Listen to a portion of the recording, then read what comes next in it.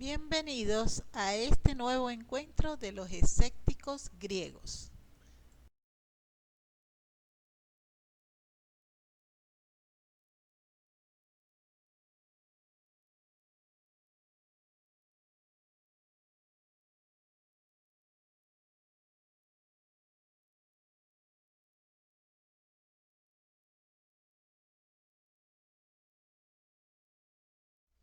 Enesimo es el más ilustre representante del escepticismo en la antigüedad.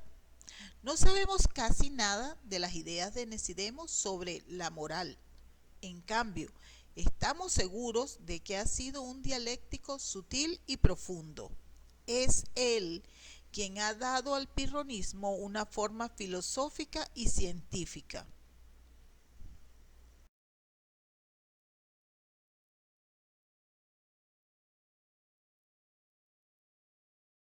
El escepticismo le debe sus argumentos más fuertes y temibles. Ha merecido ser comparado a Hume y a Kant. Sus doctrinas son poco conocidas, pero de una manera precisa y muy segura. No sabemos casi nada de su vida y nada de su persona. Solo han sobrevivido sus pensamientos.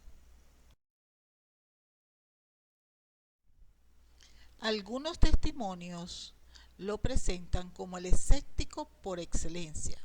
Otros, no menos ciertos, lo hacen ver como un dogmático, partidario de las teorías de Heráclides. Veamos entonces lo que podemos saber de su obra, de buscar lo que conocemos de su vida y de sus escritos.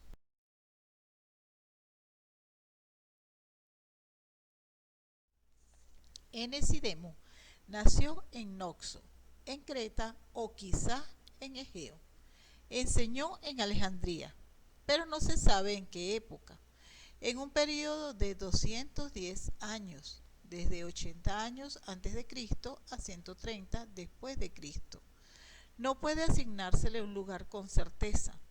Algunos historiadores le hacen vivir hacia 130 después de Cristo, otros al comienzo de la era cristiana.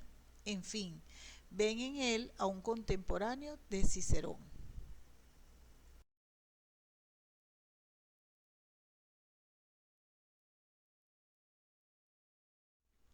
McCall escoge la fecha 130 después de Cristo y se apoya en el texto de Aristócles en Eusebio, en el cual se presenta a Enesidemo como habiendo vivido recientemente.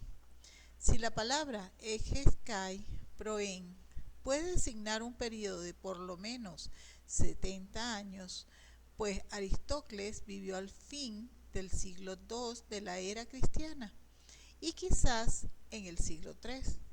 ¿Por qué no designaría también un periodo de 150 años o aún uno más largo? Hay que notar, por otra parte, que Aristócles opone Enesidemo a Pirrón, muerto desde hacía mucho tiempo, y con relación a este último, la tentativa de Enesidemo para renovar el escepticismo podía parecerle reciente.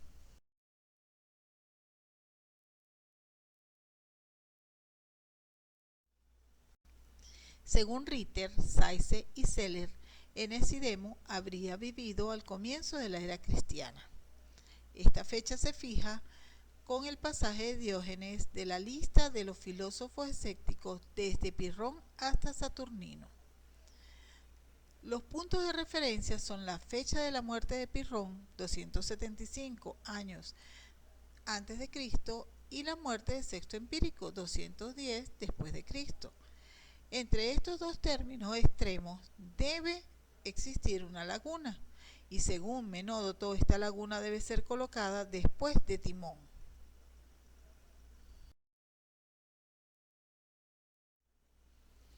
Haas se ha inclinado a sostener que hay una laguna en la lista de los escépticos después de Enesidemo y no antes de él.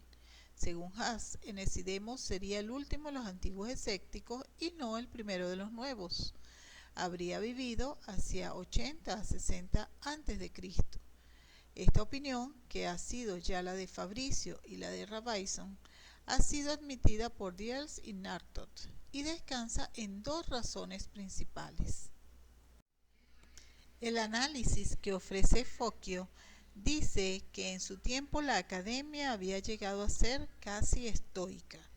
Ahora bien, Sexto, cuando habla de Antíoco, se expresa poco más o menos en los mismos términos. Si bien puede preguntarse si los dos escritores no tenían bajo sus ojos o no recordaban el mismo texto de un filósofo más antiguo, quizá de Enesidemo mismo. Focchio nos enseña que el libro de Enesidemo intitulado Pirroneioi Logoi estaba dedicado a Tuberón, un romano ilustre. Si se piensa que Cicerón habla en varias ocasiones de Tuberón como de un amigo de las letras y de la filosofía, es natural creer que ese Tuberón es precisamente aquel a quien dedicó Enesidemo su libro.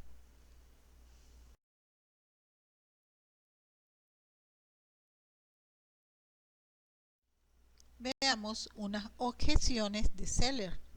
La más grave de estas es que Cicerón no solo no habla de Enesidemo, sino que en muchas ocasiones hasta declara que el pirronismo es una doctrina muerta. ¿Cómo creer que Cicerón, siempre tan bien informado y tan curioso, haya ignorado la existencia de un filósofo como Enesidemo?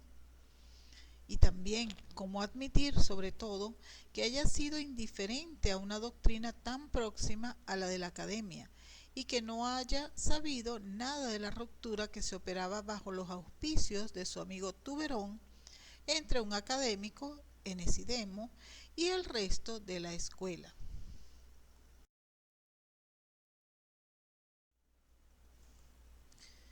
Cicerón habla de Pirrón como el moralista, a quien tiene presente. La doctrina que no tiene ya representante es la indiferencia y no el escepticismo. Asimismo, Cicerón no conocía casi las doctrinas filosóficas, sino por intermedio de sus maestros, los filósofos de la Academia Nueva. Es posible que Cicerón haya escuchado la enseñanza de Enesidemo, pero muy poco para conocerla bien, o que no se haya dignado discutirla. Esto es, por lo menos, lo que parece indicar un pasaje de los académicos, en el cual Cicerón hace alusión sin darle importancia a una doctrina que parece ser el escepticismo radical de Enesidemo.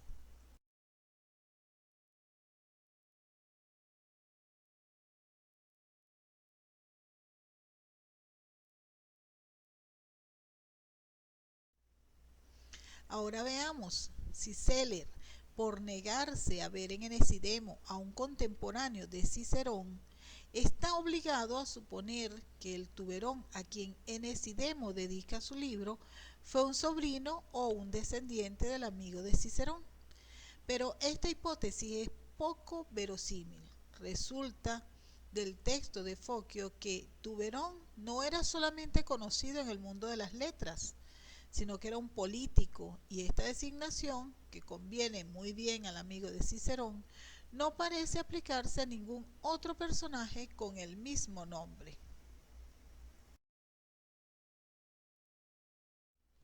Seller piensa que Antíoco no es el único académico que haya podido merecer el reproche que Enesidemo dirige a la academia de su tiempo.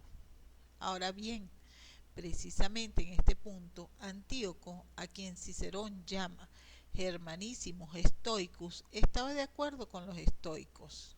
Tenemos por garantía de esto todo el segundo libro de los académicos. No es ciertamente Antíoco, sino a Filón o a uno de sus sucesores a quien hace alusión Enesidemo en el texto de Focchio.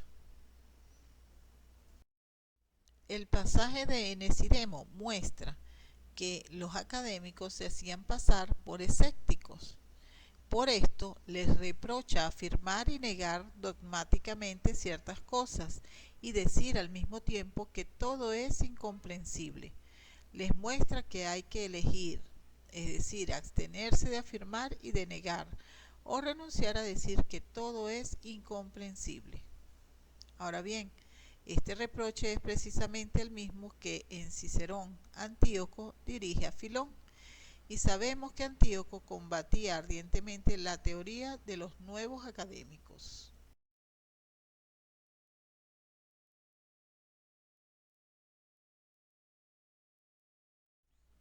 En fin, no hay motivo para suponer que Enesidemo haya dirigido sus críticas no contra Filón mismo, sino contra sus sucesores, pues salvo Eudoro de Alejandría, y aún la cosa es muy dudosa, Filón no dejó discípulos. Parece por lo tanto más dudoso que Enesidemo haya sido el contemporáneo de Filón, de Antíoco y de Cicerón, y que haya enseñado hacia 80 a 70 antes de Cristo. Y así hemos llegado al final de este video. Suscríbete y conoce las obras de este gran filósofo escéptico Enesidemo. Hasta un próximo encuentro.